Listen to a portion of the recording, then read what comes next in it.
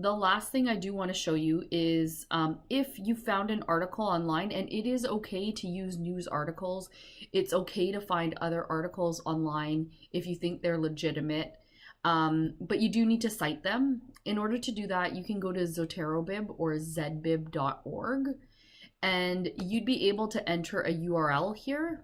So for example, if I was just to type in COVID-19 mental wellness, something like that in Google, and I wanted to use this article from, I'm just trying to figure out what the organization is here, CAMH, which I'm sure is some sort of governmental organization. I'm going to scroll down.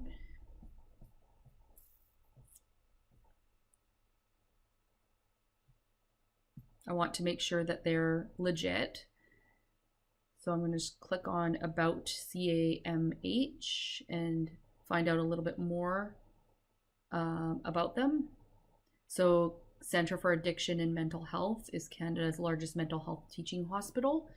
So if it's physicians, clinicians, researchers, educators, etc. putting out the information, I feel pretty confident it's not just, you know, random person off the street writing this stuff.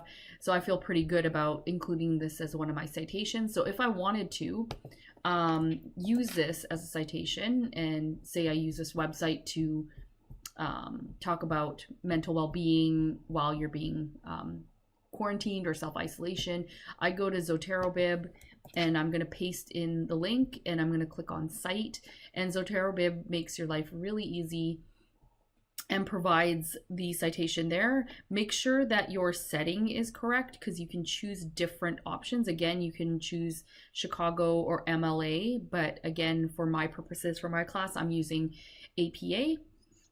So I would be able to then take this, copy it, Control-C and Control-V into my Word document under Works Cited.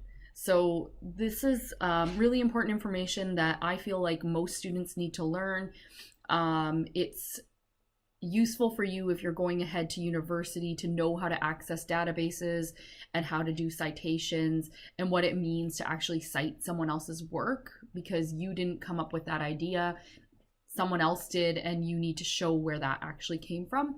And the point of using scholarly academic articles to back your information up is to say that there are experts in the field that have vetted the information and made sure that it's correct, accurate, good information for you to be using, and you can back yourself up on any point that you're trying to make.